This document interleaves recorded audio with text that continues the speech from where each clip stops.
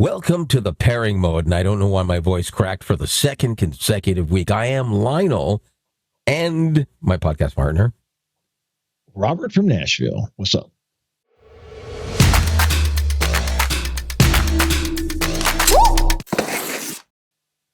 Well, what's up is I'm hearing something from one of my speakers continuing to talk. Hopefully it doesn't distract me too much, but we'll get on with some other stuff. We got some stuff to talk about, like Gemini getting baked into everything.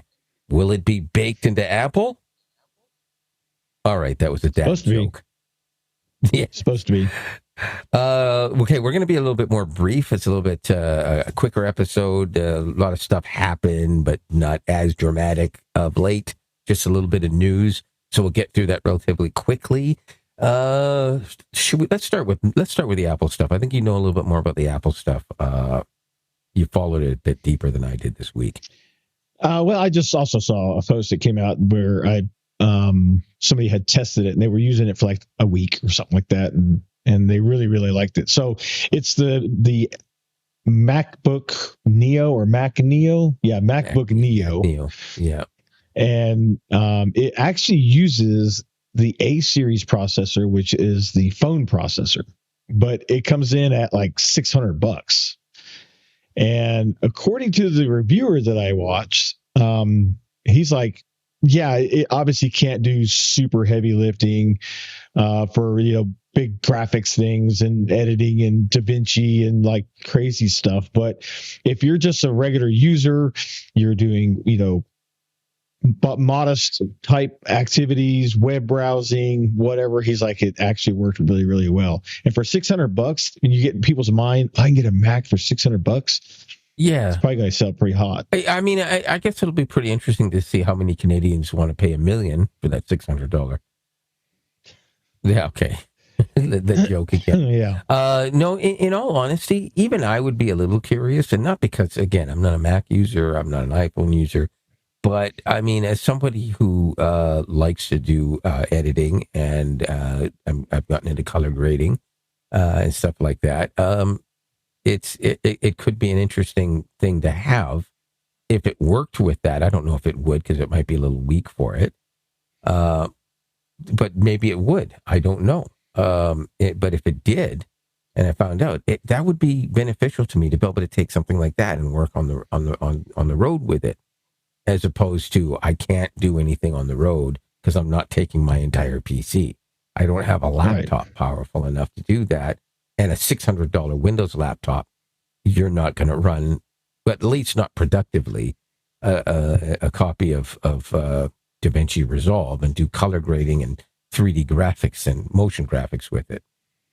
Yeah. So. No, and it's not intended for that. So obviously, and of course, he was saying too that he believes that the Chrome book and the base Windows machines are probably going to have to up their game, because they said one of his things was it's superior to those experiences of the base level stuff that you get for $200, $300, $400, $500 from Google, from Chromebook, and Microsoft. So I don't know. It'll be interesting to see how that all pans out.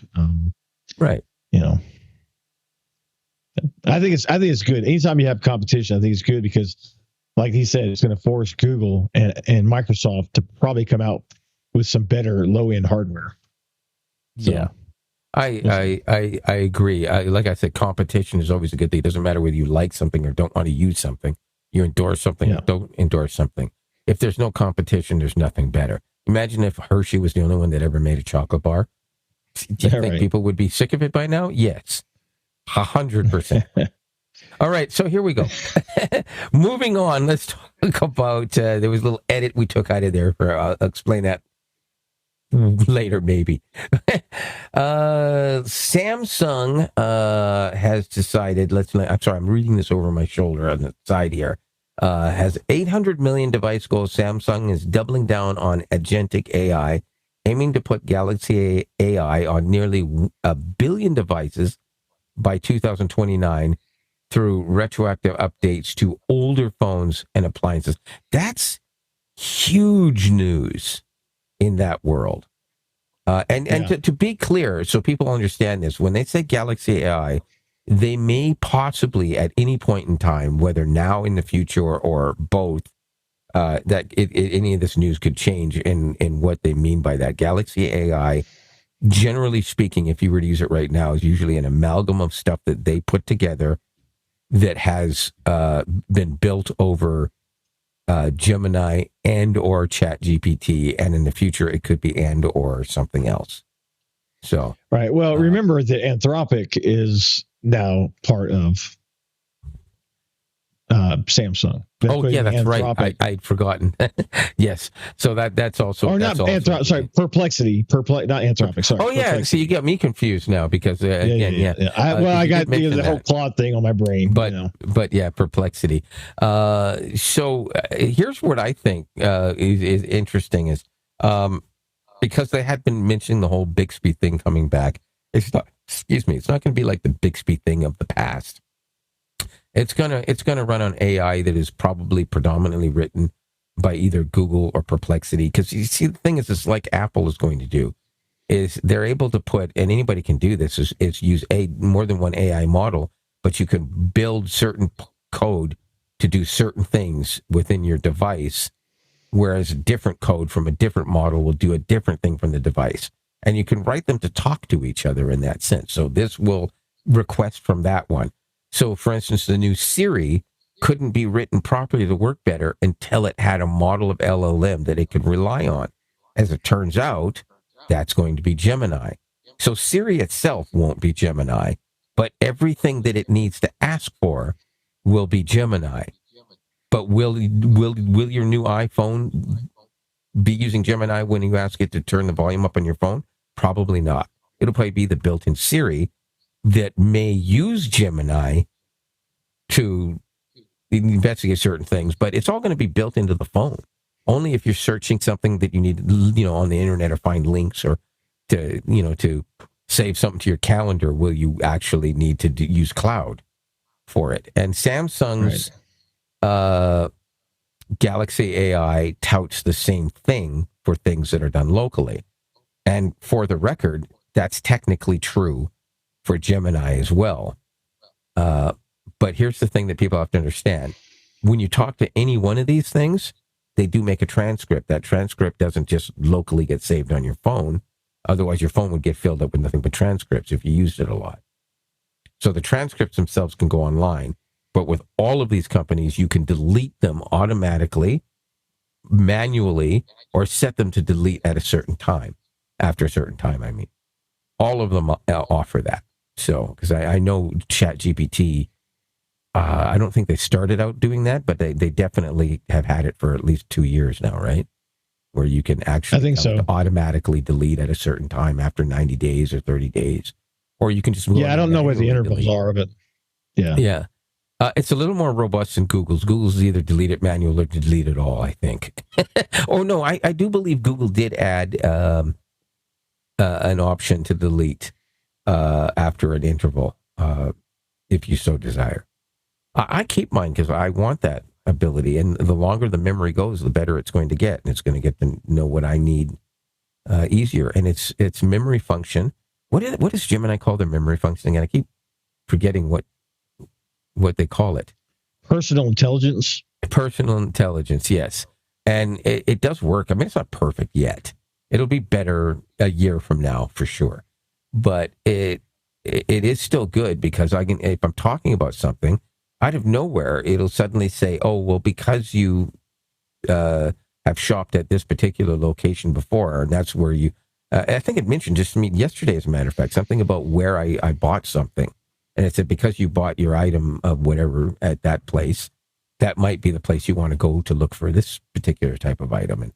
And that's just another one of those great things about AI. But we'll move on again. We're kind of sort of flipping through this stuff a little bit quicker than usual right now.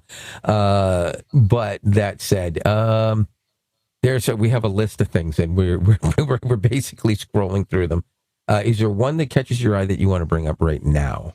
Well, no, I want to talk about that, the Active Collaborator, because I think that is, like we were talking before, that's actually pretty big news in that space, and it goes along with some Copilot news that recently came out just a couple days ago. Yes, that's right. I'd actually forgotten about the Copilot news. I'd make a great TV broadcaster right now, wouldn't I? In the news today, I'm not sure. Okay. So, you know what? Briefly remind me, when I say me, I mean everybody, but they probably do know it more than I do. The Copilot news again is... So Microsoft came out where they have embedded Copilot into Windows, I assume probably Edge, where it can do agentic actions now. So it is like kind of how the coworker for Claude and how ChatGPT has its agentic working agent. Copilot is coming out with that now. Now it's not rolled out because I actually have a personal subscription to Pro, and it's not available to me yet. So I think they're kind of slowly rolling it out, but yeah. I think I remember reading that it was a I want to say, I don't think early access is the right term, but it's along that line. So I don't think it's a general release yet, anyways. So it will go out to people like you. I won't get it because I'm not part of any of the programs for that. So I'll have to wait for the general public release for that. But you can tell me all about how it does or doesn't work when it does. I have a feeling it will work pretty good, to be honest with you. Yeah, I mean, I've read some stuff about it, and so is my coworker, and of course, it embeds itself just like how Gemini is with your Google Docs and your Gmail. It's all embedded into your and that's a good segue. That's a good segue into the Gemini Active Collaborator update. So if people are unaware, because a lot of people will be aware, I can go into my Google Workspace, my Docs, and my Sheets and whatnot, and Gemini's right there. What's this update supposed to be? That's not the same thing. Gemini was able to get into your Docs to help you write a letter or help you produce something. It's now actually embedded into it, and it is more agentic. It's not a fully agentic model yet.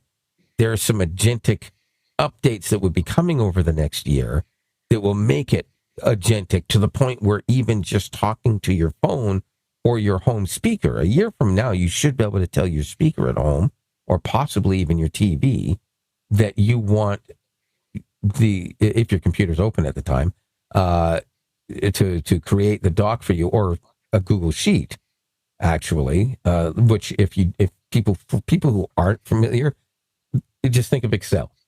Same thing. And unlike the old days where you had to convert from one to the other, both of them read each other's files perfectly, and both of them you can save from one to the other internally. So that's another story altogether. But you will be able to actually tell it, I have a spreadsheet I need to do, and these are the parameters I need, and it will actually figure it all out and make you the spreadsheet. It technically can do that now with this update, but it's from within it. Future agentic updates will allow you to do that from any device on your Gemini account. My coworker has been playing with the Copilot, and he was like, there was a document he wanted to create, maybe it was an SOP or something, I don't know, something he was working on, and he basically just told Copilot, here's what I need you to create this document outlining XYZ, and he just sat back and watched it write the document and create it. So I mean, it's that's the thing. Right now, without agentic abilities, the AI models, for the most part, at the best you can get is to watch the thinking process, and then all of a sudden, bam, there's your document. But what you're talking about, because it's agentic, you can actually watch it actually writing it or creating the document or whatever it is that you're having it do. And that's kind of the cool part about it. So yes, it is like that. And honestly, my Gemini just on my phone, literally, I do refer to it as my assistant. I used to think that was funny when it would always say, I'm your digital assistant. I'm here to help you. Well, that's kind of annoying you saying that. You're not really my digital assistant. You're just my little bitch that sometimes gets it wrong. But it's actually become so much better now that I can actually just open it up right now and say to it, yeah, I'm looking at this and that and blah, blah, blah. Like, for instance, I've got those, the one conference and the other one is, I guess it's more of a meetup that I'm going to next week. And I got Gemini to help me find these to do some business networking. And once it found these for me, and I thought, okay, I guess I'm going to buy the tickets. It opened up the page for me. And the agentic updates that we're going to see in the hopefully not too distant future, it will actually make those purchases for me, by the way. But for now, I had to do it. And once I was done, I think I was about 2 hours later, I opened up Gemini and said, oh, I totally forgot. The 2 tickets that I bought for those 2 events, one in April and one in March, I wanted you to make, whatever you call it. Well, it's not listening to me again, is it? Jeez. Anyways, I wanted you to put those into my calendar. And it immediately put it in front of me and asked me to review if that's what I wanted. I said, yes, it is. And so it made the calendar. I said, well, I do want to be reminded. So it made me 2 tasks for it. Because apparently that's how you do reminders on a Pixel phone now, is with tasks. And if anybody thinks that's a bad idea, at first I did too, but then I realized reminders were separate. And then you had notes, whatever the hell it was called, I can't remember, keep notes, and then tasks. But now if it's a task, they don't need to put it in keep. And the reminders app is gone, finally deprecated, because it was part of kind of an offshoot of tasks. So it makes more sense. No, but there is one thing, though. I did ask it, and I'm kind of floating off the topic a bit. Why don't I just get reminded from Google Calendar? Oddly, it said, well, I can't. It said I can't set a reminder in Calendar yet. Okay. See, again, the agentic updates will allow you to do that, so you won't need to do tasks by itself.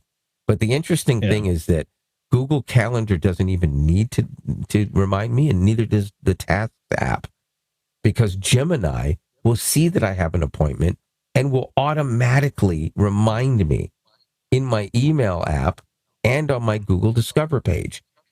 Automatically, without me asking. Yeah. Anything important, if you have a bill coming up that looks like it's more than $5, it will usually tell you automatically, right? Especially if it's a recurring payment, it will let you know. Your mortgage payment is coming, your car payment. You have a dentist appointment, it will suddenly tell you. I remember talking to Gemini before I had my dentist appointment, and the day before, it was whatever I was trying to get it to help me with, and it said, oh, and one more thing, don't forget you have a dentist appointment tomorrow at 1 p.m. I was like, wow. And that's at the point where I said, this is actually my digital assistant. So I flew off there, but sorry. And everybody keep in mind that you don't have to have that enabled. You actually can go in and turn the sliders off to where you don't give it access to certain aspects if that's what you want. So it's not a, and some of it you have to opt in. It's not automatically open. So if you don't turn it on, it won't work. And they do that because they want you to make the decision for your own data and your own, information. Yeah, actually, so it's not yeah, that's what I was going to say. Yeah, no, I was just going to say, if you're just downloading Gemini on your device for the first time ever, and you open it, the first thing it's going to do is ask you permission. If you say no, you can still use Gemini, but it's not going to remember anything if you don't give it permission to, and it won't be able to give you directions from your exact spot unless you tell it exactly where you are, because it won't be able to access your GPS without permission. So yeah, you can still use it with zero permissions, technically speaking, except of course microphone access. You have to give it microphone access because the keyboard, all keyboards have a microphone attached to them now. Yeah, but of course, not having it access some information kind of defeats the purpose of some of this added functionality. Right. So it is the only thing I can tell everybody is just make sure you secure your Google account. As long as you're securing your account with 2-factor authentication, passkey, whatever, everything that we're talking about sits behind that authentication. So yeah, exactly. It's better to be safe than sorry. So use those tools to your advantage. Yes. Okay. Oh, Big three. it's funny. You cloud actually have environment. listed on here down a ways. I guess you forgot you listed there about Microsoft Copilot Action Mode, which is co-work. Oh yeah. Oh well. Here's the thing. So we already covered that. I actually technically didn't have this listed. This is another example of using AI to help me with this. Again, my studio's finally done, by the way. Hopefully people have noticed that. So there were a lot of things going on this week, and meetings and stuff, and figuring stuff out from our other business venture. So I had Gemini help me make this list of things that we would probably want to talk about on the podcast. And I just said, okay, make sure you put the subjects in bold and you give me links. And I completely forgot that the Copilot one was actually on there. So that's funny. Yeah. And of course, it mentioned Google's acquisition of Wiz is complete, $38 billion with a B. Yeah. Nuts. Absolutely nuts. Yeah, it's a drop in the bucket, I guess so, right? Yeah, they probably just whipped out the old checkbook. What was that again? How many zeros is that? They probably got invoiced for it, and they'll just see the bill later and pay it over time. They probably just told Gemini to make a transfer. Yeah, that's right. So Wiz is how do I don't know how to describe it properly. You're the IT guy, so you can. Yeah, I haven't really like dived into Wiz because I knew they were doing it, but I don't have all the details, so I'm not going to really get into that. Maybe next week I can do a little more studying up on it, so to speak. Now that they've actually finished the acquisition. I believe the acquisition is to secure a more secure future in AI. Which alleviates a lot of pain that they would receive in complaints of people saying, well, what's your plan to make sure that our data is safe and not stolen, and that you're not utilizing this and that. And so this is cloud stuff. This isn't going to be about your personal usage. Well, it might be. It depends on how it's stored. Well, it is your data, but it's it's as a whole. But I think it's probably just a lot of these types of purchases pertain more to commercial use than they do to personal use, which can of course trickle down to personal use. But in this case, that might be. But we're going to look into that and do some research and find out exactly what that's about. Nvidia. Real quick, emerging infrastructure. This is listed under. I like that. Nvidia's $2 billion photonics revolution. And no, we're not talking about science fiction from Star Trek. It's not the Doc from Voyager. Nvidia is pivoting toward using light photonics instead of electricity for data center transfers to solve the heating and power issues of massive AI clusters. Now, interestingly enough, it's hard to actually use that term. I'm surprised Gemini. Well, I mean, I guess Gemini just copied and pasted, a headline or something. You can't use light photonics without electricity. Not generated on Earth, right? Generated naturally in space, yes, but the light itself is generated from electricity. In any case, the whole point is that if you think about fiber optics, my internet is full fiber, for instance, the data can be so efficient, so fast, and so low latency because it's light transmitting, and the information is going through these beams of light. It's much faster. It's much more efficient. There is far less data loss and degradation. So this idea is actually it's pretty good. And as for solving the heat problem, people say, well, it's light. How's it going to produce heat? Well, technically, no. Light that produces heat is producing heat because the light itself is being produced as a waste product which creates more waste, which is heat. Light can be produced with zero waste, which is also what happens. Yeah, and the thing about fiber that we were talking about is that its distance is, I don't even know what the maximum distance is, but I know that, like, if you think about it, every cable under the ocean is a fiber optic strand of cable. Right. You know, it probably goes through some type of like light booster or something. That's probably the wrong word for it. Okay, but you don't see a Cat 6 cable going underneath the ocean. You know, maybe Cat 8. I'm kidding. No, yeah. No. So it's got a much. Yeah, it's much. It's capable of a much longer range than any other form of, communication as far as moving data. Yeah, you're very much so. Yes, I mean, technically speaking, you could use it in space. Right. Anyways, I'm gonna lose my train of thought. I got a picture. Well, no, I think it's. Around. I mean, it's that's if they could. Well, I don't say if. When they finally figure that out, that is going to be pretty awesome. Oh yeah, well, I think they probably have figured it out. It's just now that they're in early stages, and they're going to have to get to a point where it's something that they can produce at a feasible cost, that they can obviously bring a price down to be productive, inevitably. But it's still good news in that respect, because the bottom line is they do this. The first things that they make that use this are going to be prohibitively expensive and experimental until they get to the point where they believe they can make enough to get an initial bulk sale at an inflated price that people will purchase, meaning a couple of years later, they'll finally become affordable.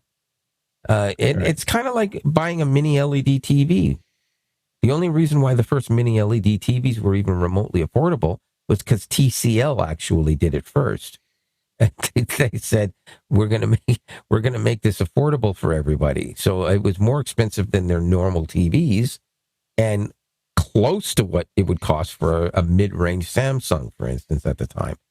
But since then, they've been able to keep that price low because now everybody does mini LED TVs. And it's not that they invented it; they just did it first. Right. To market. Yeah, produced it to market. Those kind of electronic prices are getting so stupid, ridiculously cheap. I walked into Costco the other day and there was like a 75 or 85 inch TV on display that was like $800. I'm like, are you kidding me? Yeah. But 5 years ago you couldn't touch that for $8,000. That's true. I don't know if there's anything else like this. I do want to mention something else, and I know you have limited time right now, so just real quick. I'm going to be talking to Gemini for half a second here. TCL news in the last 24 to 48 hours.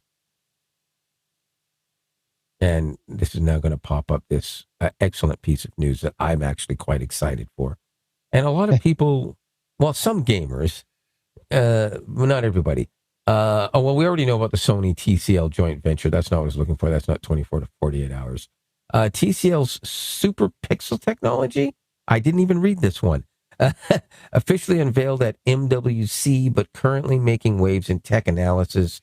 In tech analysis, this re-engineers pixel arrangement to increase subpixel density by 1.8 times while using 25% less power. Okay, I think that's good. I don't know how long it's going to be before that hits the market, or exactly where it's going to do. They put out new displays, and this is what I'm trying to find, to be honest with you. 1,000. Oh God, are you ready for this? A 1,040 hertz gaming display, absolutely useless at 1,040 hertz. I don't care what anybody says. It's like, come on. You can't get a game to move that fast. Like, no. But the interesting thing is they have a few other things going on. Like there's a few different monitors. One is an OLED. So for anybody saying, "Oh yeah, are they going to make an OLED?" Well, they're making an OLED gaming monitor. 1020. That's the one, by the way. Oh no, sorry, that's the mini LED one. I'm pretty sure the one that they announced for the OLED monitor might be as well, or maybe it's not. But it's going to be pretty amazing. So if they're doing that, they're gearing up for that whole. They will inevitably release an OLED TV at a far less price than anyone else. It's going to get to the point where a lot of us are going to be, you know what, I can get an OLED now. So if anybody thinks, oh yeah, when I upgraded, you can't see it, but it's right behind me. My OLED to Samsung. Yeah. I mean, I was like, the first time I turned it on, I was like, exactly, wow. Yeah, It was so much different, so much better. It's the blacks are black and the whites are white, deep black. Yeah, it's huge. The closest to super black that you can get to an OLED is not even the highest in Samsung. I don't care. I've seen it. It's actually the highest in TCL. It's insane. Even the one I have, which is considered an upper mid range, which 2 years ago would have been a lower top of the line. It's just deep black. I don't see blooming on this thing, but you can still get better than this with an OLED, which is crazy. Anyways, TCL. If anybody's not aware, this is not just some cheap Walmart brand like we used to think back in the day. They have moved up to be either the second or the top TV producer on the planet now. So they're either right behind Samsung or they've already moved huge. ahead. So it's massive, and they do make freaking quality stuff. Anyways, okay. One thing. Sorry, go ahead. No, go ahead. Go on. No, I was going to say one other thing I want to mention real quick off the topic of this stuff is I got to thinking, how we talked about with the Pixel 10 having built-in magnets, and it's like, oh, that's so awesome. And I felt like Samsung really missed the boat and not including magnets in their phone. Well, I got to thinking the other day because I'm like, I'm always carrying a case. I always have a case on it that has magnets. So the magnets that are in the phone aren't really doing much because the magnet that's holding my phone is the magnet in this case, not the magnet in the phone. Right. Now it might help attach. It might help attach the case tighter to the phone. That's a possibility. But I got to thinking that I'm like, that's not really that big of a drawback, as I originally thought it might be, because I'm like, man, they really missed the boat. That's some total fail. But here's the thing: there are still people who don't use a case, and that's the appeal of it. Right? Yeah, but that's very few. There's very few people that nowadays. There was a time when I resisted a case for years, as you know. I refused to put a phone on my case until I ended up with 2 broken phones in a row, and then finally I said, it's getting to be pretty expensive, $1,000 a year, and they were breaking. So I'm like, no, not anymore. It's a case all the time for me now. Yeah. And I don't care what number Gorilla Glass you have, it's going to break. If you hit it right, it's going to crack. I think I might pick up, one of the magnet thingies, because even though I don't have the MagSafe thing in the phone, it still has some benefits to it. As you know, because you've been doing that for a couple of years now with your phones. Even longer than that. Built in. Yeah. I've been doing MagSafe cases for a long time, and I love it. I absolutely love it. Yeah, but as we talked a while back, I think the Pixel 10 gets the hottest of any phone I've ever had with wireless charging. Then that's a dang shame. And Google is aware of it, so they do want to fix that problem. And I do believe that there's going to be a good chance that it's a software issue and not a hardware issue, or it's probably a little of both, but it's not likely a hardware thing, because if you think about it, they got that massive vapor chamber in it, the same massive vapor chamber thing that iPhone's bragging about, and yet they have, mind you, they have a totally different type of processing system, and that's one reason why. But I do believe that they can alleviate at least some of it with a software issue. And I also know that their upcoming phone next year or this year, they will fix the problem 100%. They're definitely going to be like, well, we can't have that happen again, because their phones are getting more and more popular every year. And the last thing they need now is something that's going to make people go, I knew it. Yeah. I mean, now once it gets to full charge and it actually stops charging, it comes down, but when it's like, if it's say 35% and I throw it on the wireless charger, it's going to start pulling as much QI2 power as it can get. Right. Yeah. I've seen it hit 109 degrees. The phone is physically, visibly warm. Quite warm. Yeah.